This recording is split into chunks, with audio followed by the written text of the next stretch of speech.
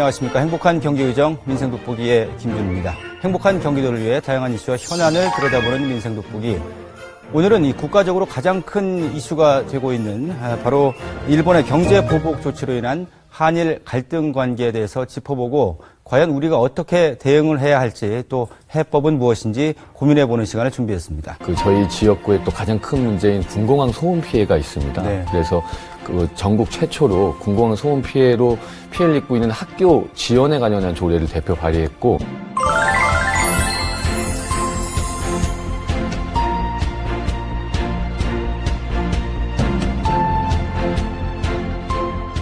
얼마 전에 일본의 G20 정상회담이 개최됐었습니다. 이제 의장국으로서의 역할을 했었는데 굉장히 흥행 실패를 했습니다. 네. 그래서 외교 전문가인 아베 총리가 한 것이 없다, 존재감이 없다라는 지적들이 국내외 안팎에서 이렇게 질타를 맞았었고요.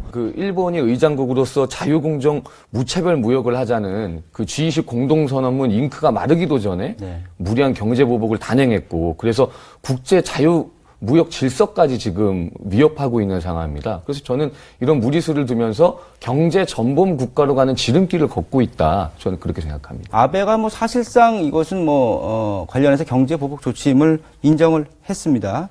일본의 주장하는 내용 좀 자세하게 살펴볼까요? 예, 좀 거슬러 올라가면 작년 10월 우리나라 대법원이 일본 강제징용자 4분께서 이제 개인의 청구권을 일본 기업인 신일철주금을 상대로 이제 소송을 제기했었습니다. 예. 그래서 이 과정을 통해서 사실 논란이 많았죠. 이것을 사법부가 개입해서 고의로 지연시킨다라는 그런 전 정권부터 이어진 의혹들도 불거져 있었지만, 네. 작년 10월 명확히 개인 청구권을 인정해서 배상하라는 판결이 내려졌습니다. 네. 근데 이 배상 판결을 두고 일본 정부와 해당 전범 기업은 오히려 적반하장식으로 1965년 한일 청구권 협정으로 인해서 개인 청구권이 소멸됐다는 이런 국제법 질서에도 어긋나는 주장을 계속 해왔고요. 근데 이것이 말이 안 되는 게, 국민 개인이 사법부에서 이의를 제기해서 대법원에서 판결받은 개인 청구권을 국가가 나서서 조정한다는 것이 굉장히 상권 분립을 굉장히 위협하는 위헌적 발상이거든요. 네네. 그러니까 당연히 대응을 안 했죠. 그러니까 일본 일부 우익들이 비자 발급 중지라든지 금융거래 중단이라든지 방금 반도체 소재의 거래를 중단시켰던 무역 보복이라든지 이런 것들을 운운하면서 치밀하게 경제 보복을 준비해 왔습니다. 자, 문제는 이것도 역시 가장 어려운 질문일 수도 있을 것 같은데, 이게 얼마나 갈지 장기전으로 갈 수밖에 없지 않느냐라는 시각이 지배적이긴 한데, 또 어떻게 보시는지, 그리고 이참에 잠시 말씀해 주셨지만 일본의 의존도를 좀 낮춰야 된다, 이런 의견도 많이 있거든요. 아까 이영진 의원님께서 말씀하셨듯이 지금 네. 일본의 아베 정권은 역사적, 경제적, 정치적으로 굉장히 지금 악재에 몰려 있습니다. 네. 그래서 굉장히 무리수를 두고 있고, 이게 어찌됐던 참여연 선거를 통해서 개연성까지는 확보를 실패했지만 그래도 과반 이상을 얻었기 때문에 상당한 동력을 얻은 거거든요. 그리고 지금 일본의 그런 여론조사에 대한 리서치 결과를 봐도 굉장히 이 부분에 대해서 옹호하는 그런 일본 국민의 그런 응답들이 굉장히 나오고 있고요. 네. 그래서 저는 이 부분들은 장기적으로 앞으로 계속 여태까지 해왔고 또 지속될 것이다. 아베 정권이 집권하는 한. 그래서 이참에 아까 말씀드렸듯이 저는 무리수를 두고 있는 아베 정권과 이를 옹호하는 국내의 친일 세력들에게 감사해야 되는 전환점이 올 수도 있다. 왜냐하면 말씀하셨듯이 지금 이참에 우리가 국산화될 수 있는 국가 경쟁력을 높여야 된다는 목소리가 많이 지금 나오고 있습니다. 네. 그래서 지금 이번 계기로 우리 한국에서 나오고 있는 목소리가 관련 해당 기업, 그다음 부품 소재들에 대해서 지원과 개발을 통해서 네. 우리가 산업의 자주성을 확보해서 이참에 우리가 국가 경쟁력을 높이는 하나의 미래 산업 동력을 만드는 전환점을 만들어 보자. 그래서 저는 이것이 사례가 있었을까 이렇게 고민을 해서 찾아보다가 1980년대에 일본이 트랜지스터라는 텔레비전에 들어가는 부품인데요, 반도체. 이거를 몇 개를 주고 말고를 가지고 우리나라 텔레비전 생산량을 압박할 때가 있었습니다. 네네. 이거와 비슷한 경우였는데요. 네. 이때 그때 삼성의 이병철 회장이 그럼 우리 탈일본화해서 우리도 앞으로 반도체 산업이 새로운 신성장 동력이 될 테니까 한번 우리가 이 대체 산업에 대해서 한번 노력을 해보자. 그래서 시작한 게 반도체 산업이었고요. 지금은 국민 여러분 다 알다시피 일본을 앞질러서 세계 최고의 반도체 1위 국가가 됐습니다. 그래서 저는 이런 것들을 계기로 경제 보복에 맞대응을 하는 것이 아니라 자꾸 국가 경쟁력을 높이고 우리가 역사적 진실이나 이런 것들을 우리 국민이 자주적으로 찾아서 네. 국가가 조금 더 자생력 있게 나아갈 수 있는 계기가 돼야 된다. 저는 네. 그렇게 보고 있습니다. 그 의미심장한 과거 사례를 어떻게 찾으셨어요? 네, 아니 또 찾아보니까 예. 계속 서치를 한번 해봤어요. 근데 이것이 저는 그 이용주 의원님 말씀에 너무 공감하는 게 구구 정권이나 그것을 받아서 또 우리 그 나라에서 이렇게 국민들의 혼란을 부추겼던 친일 세력들이 네. 예전부터 쭉 해오던 프레임입니다. 그래서 이렇게 무역 규제까지는 아니었지만 아직도 우리나라를 식민지 통치하에 두고 있다라는 그런 구구들의 발상에서 나온 그런 무리한 정책들이 덜어 있었더라고요. 그래서 자국 내 기업들이 그걸 반면교사 삼아서 오히려 지금의 국가 경쟁력을 이렇게 길러냈던 그런 사례들이 속속 있었습니다. 네. 동아시아 전반적인 부분까지 감안한 포석이다. 뭐 이런 말씀이신데요. 황 의원님께서는 어떻게 생각하십니까? 예, 저도 이영재 의원님 말씀에 동의하는 게요. 그 G20 정상회담을 제가 자꾸 말씀드리는 게 네. 그게 일본이 의장국이었고 그 아베가 그래도 나름 외교 전문가라고 이렇게 자부하면서 이렇게 외교에 참 이 심혈을 기울였는데요. 네. 그것이 흥행 실패를 했다는 이유가 전반적으로 도널드 트럼프 대통령이 이제 한국으로 그 20 정상회담 이후에 오면서 판문점을 방문했습니다. 예. 그래서 이게 한미일 관계, 그 북한을 둘러싼 한미일 관계에서 지금 패싱을 계속 당하고 있어요. 네. 그러니까 이제 그게 외교의 이기감으로 오는 것이죠. 본인들이 구구 세력을 결집할 여태까지 했던 여러 가지 핵심 소재들이 있었는데 예. 그게 지금 국제사에서 계속 부당하다고 판결을 받고 있고 논리를 잃어가는 거예요. 그러니까 자꾸 비정상적인 논리를 재생산하고 있다. 과거 청산이라는 게 저는 분명히 말씀드리지만 과거 청산은 역사적 진실을 양국 간이 서로 마주볼 때 이루어지는 것이거든요. 그렇죠.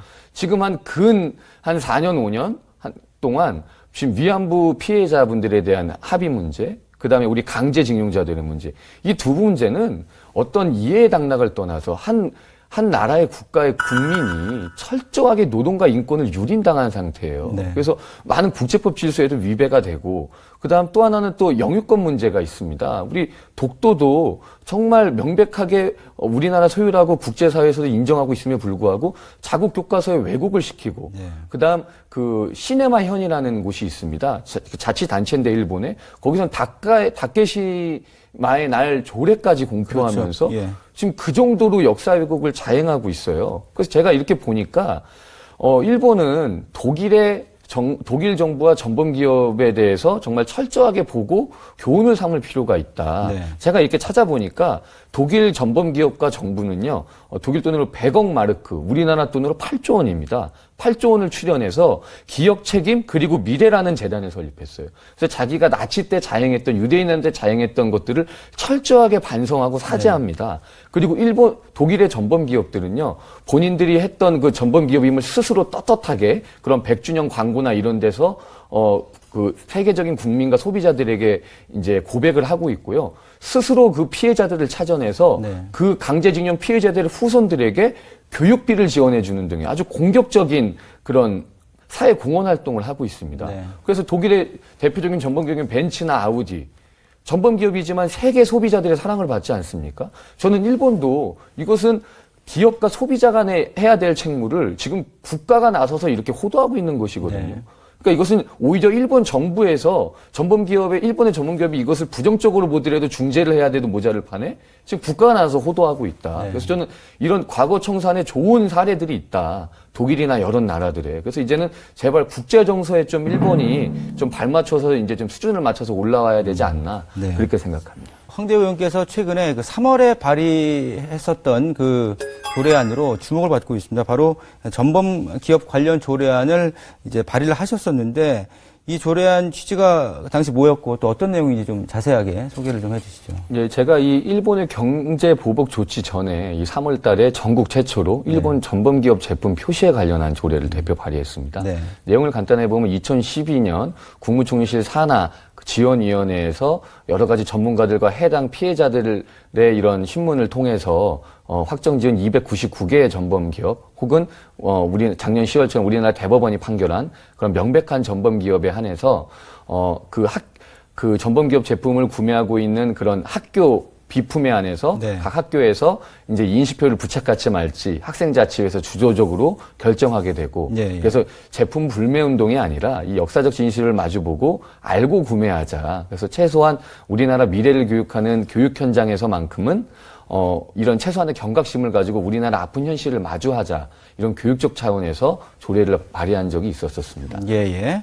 자, 그 이후에 또 뭐 약간 내용이 수정이 됐던 부분들도 있다고 들었거든요. 이제 그래서 그때 모든 도민들께서 다양한 의견들을 주셨습니다. 네. 조례 취지에는 공감하나 이것이 실행되는 방법 면에서 여러 가지 이 선의의 피해를 볼 수 있는 도민들의 고통을 헤아려 달라는 게 있었고 예. 그래서 이 경제보복 전에 4개월 동안 도민 의견 수렴을 통해서 네. 경기도교육청 전범기업 기억에 관련된 조례안으로 수정을 해서 네. 도민들의 그 바램을 담은 그런 수정안을 지금 완성했고 여러 가지 지금 오히려 이런 경제보복과 양국 갈등 간의 국면에 저희 역사적 자주권을 찾아오자는 조례인데 이것이 꼭 경제보복의 대응 카드로 비춰질 수 있어서 예. 이 부분들은 절대 대응 조치가 아니거든요. 이것은 제가 3월 달에 이 문제 제기를 먼저 한 것은 네. 우리나라의 아픈 강제징용자들 노동과 인권을 처참하게 유린당하고 지금 숫자조차 파악 안 되는 우리나라의 아픈 현실을 네. 적어도 우리나라의 학생들과 교원들이 인식하자라는 그런 취지에서 만든 조례입니다. 네. 그래서 그런 바램들을 담아서 지금 수정안이 완성돼 있고 여러 가지 지금 조례를 재추진해야 된다라는 그런 도민들의 요구가 의외로 빗발치고 있습니다. 예, 아마 예. 저를 포함한 지금 동료 의원들께도 지금 다 그렇게 개진이 되고 있어서 한번 이 수정안을 가지고 한번 신중하게 검토하고 있는 사안입니다. 일단 뭐 지금 상황이 뭐 썩 바람직한 상황은 아닙니다만 선견지명이 좀 있으셨던 것 같습니다. 꾸준하게 네. 평소에 이 부분에 대해서 관심을 가졌었기 때문에 네. 3월 달에 이런 조례안을 발의하셨고 지금 상황에 또 연결돼서 네. 또 좀 더 확대하고 수정할 수 있는 그런 좀 분위기가 조성이 된 것 같습니다. 일단 그 지금의 어떤 불매 운동을 비롯해서 또 일본 여행객도 상당히 급감을 하고 있습니다. 뭐 글쎄요, 그 일본의 수출 규제 조치로 인해서 우리가 받는 타격과 일본의 어떤 수출 규제로 인한 그 해당 기업들이 받는 타격 또 뭐 여행객 급감으로 인한 타격들 불매 운동 포함해서 많이들 이제 비교를 하세요. 수치적으로는 뭐 통계가 아직 안 나왔습니다만 이런 부분들 일본에게 좀 어느 정도 좀 타격을 줄까요? 어떻게 작용할까요? 지금 일본의 그 지방자치단체장들이 지금 일본 정부를 향해서 굉장히 고통을 호소하고 있습니다. 네. 대부분 일본의 외곽 지역에 우리 한국인 관광객들의 의존도는 거의 60% 이상을 지금 넘나듭니다. 네. 그래서 한 400만 명이라고 저는 추산되는데 지금 실질적으로 이게 반토막이 났다는 것이죠. 그래서 네. 지금 저가항공사부터 대한항공까지 지금 항공편 축소가 지금 계속 이루어지고 있고요. 네. 그다음 지금 지속적인 불매 운동이 아주 자발적으로 일어나면서 지금 일본 정부가 예측 못한 시나리오로 가고 있어요. 원래 그 일본 아베 정부가 이것은 극우들만의 그런 프레임을 씌워서 우리나라의 경제적 압박을 가장 아킬레스건이라고 생각했겠죠. 네. 그리고 그것을 우리나라 그 정부에게 압박을 가하고 또 그 프레임에 동조할 수 있는 세력에게 이 판을 키워주면서 뭔가 현 정부를 압박하고 그래서 일본 구구 세력의 입맛에 맞는 그런 세력들에게 주도권을 넘겨주겠다라는 그런 정치적 구석이 좀 분명히 있었다고 봅니다. 네. 근데 그것이 오히려 반대 현상이 일어나고 있는 것이죠. 이건 국민이 국가에게 힘을 모아야 된다라는 그런 여론으로 들어갔다. 그래서 네. 일본의 그 지성인들, 흔히 말하는 학자와 교수님들 그 70분 정도가 성명을 냈습니다. 일본의 지금 지성인들과 일본의 국민들, 자국 기업들이 실제로 타격을 받습니다. 네, 네. 지금 계속해서 지금 대기업과 중소마트에서도 지금 물품을 계속 빼고 있거든요. 그러니까 계속 그 일본의 이런 지금 자국 내에서도 굉장히 사면 초과에 이뤘다 네. 지금 상황이.